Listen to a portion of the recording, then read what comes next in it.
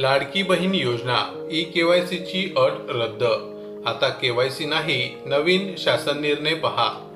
मुख्यमंत्री माझी लाडकी बहीण योजनेतील महिलांसाठी आज एक अत्यंत महत्त्वाची आणि आनंदाची बातमी आहे।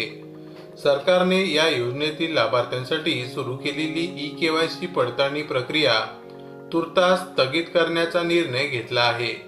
या निर्णयामुळे ई-केवायसी मुळे अपात्र ठरण्याची भीती असलेल्या लाखो महिलांना मोठा दिलासा मिळाला आहे। स्थानिक स्वराज्य संस्थांच्या निवडणुकीच्या पार्श्वभूमीवर महिलांची नाराजी वाढू नये यासाठी हा निर्णय तातडीने घेण्यात आला आहे। नेमका निर्णय काय आहे आणि कारणे काय?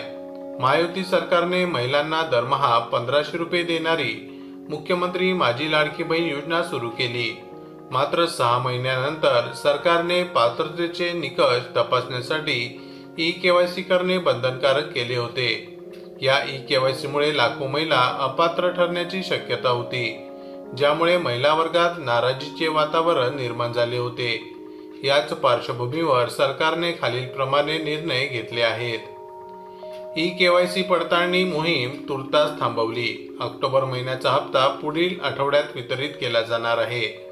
स्थानिक स्वराज्य संस्थांच्या निवडणुकीत महिलांच्या नाराजीचा फटका बसू नये यासाठी सरकारने हा धोरणात्मक निर्णय घेतला आहे। महत्त्वाची नोंद: हा निर्णय महिलांसाठी तात्पुरता दिलासा देणारा असला तरी अपात्र लाभार्थ्यांवरील कारवाई भविष्यात होण्याची शक्यता नाकारता येत नाही। पडताळणी मोहीम आणि नाराजीचे गणित: विधानसभा निवडणुकीत महायुतीला सत्ता मिळवून देण्यात या योजनेचा मोठा वाटा होता। त्यामुळे सुरुवातीला 2,56,00,000 अर्जांना मंजुरी देण्यात आली होती।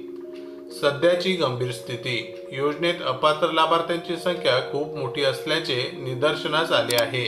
ई-केवायसी मुळे अंदाजे 70 लाखांहून अधिक महिला अपात्र ठरण्याची शक्यता आहे। एकाच वेळी इतक्या मोठ्या संख्येने महिलांना योजनेतून वगळल्यास मोठी राजकीय नाराजी निर्माण होण्याची भीती होती। याच राजकीय भीतीने सरकारने ई-केवायसी पडताळणी प्रक्रिया तातडीने थांबवली आहे।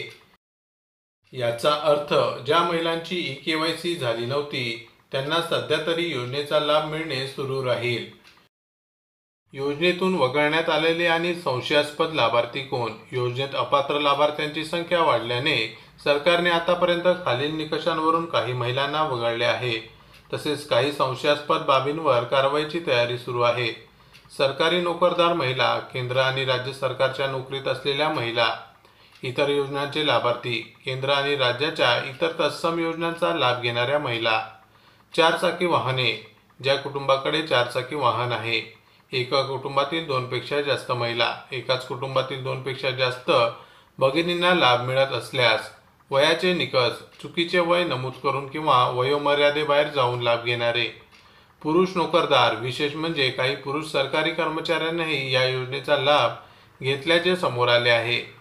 लक्ष द्या, या सर्व संशयास्पद लाभार्थ्यांविरुद्ध सरकारकडून कायदेशीर कारवाई होण्याची शक्यता आहे। अंतिम पडताळणी: उत्पन्नाच्या निकषांवर छाननी: सध्याच्या पडताळणी सुमारे 45 लाख महिलांना अजून लाभ मिळालेला नाही। ई-केवायसी प्रक्रिया थांबवण्यापूर्वी सरकारने वार्षिक उत्पन्नाच्या निकषावर छाननीची तयारी केली होती। ज्या कुटुंबाचे वार्षिक उत्पन्न 2 लाख रुपयांपेक्षा जास्त आहे अशा महिलांना अपात्र ठरवण्याचे प्रस्तावित होते। या निकषानुसार सुमारे 70 लाख महिला अपात्र ठरण्याची भीती होती। हा मोठा वर्ग नाराज झाल्यास आगामी निवडणुकीत महायुतीला मोठे नुकसान होण्याची भीती होती। म्हणूनच ई-केवायसीचा अंतिम टप्पा तुर्तास थांबवण्याचा निर्णय घेण्यात आला आहे। तुमच्यासाठी महत्त्वाचे पुढील पाऊल: ई-केवायसी जरी थांबवली असली तरी भविष्यात कधीही पडताळणी सुरू होऊ शकते। त्यामुळे तुम्ही तुमच्या पात्रतेबद्दल खात्री करून घेणे आवश्यक आहे।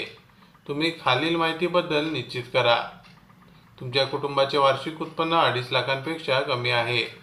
तुम्ही किंवा तुमच्या कुटुंबातील सदस्य सरकारी नोकरीत नाहीत। तुमच्या कुटुंबात योजनेचा लाभ घेणारी तुम्ही एकमेव महिला आहात। माहिती आवडली असेल तर अवश्य शेअर करा। अशाच प्रकारचे नवनवीन सरकारी योजनांविषयी अपडेट मिळवण्यासाठी आमच्या लाईव्ह एव्हिएशन या यूट्यूब चॅनलला अवश्य सबस्क्राईब करा।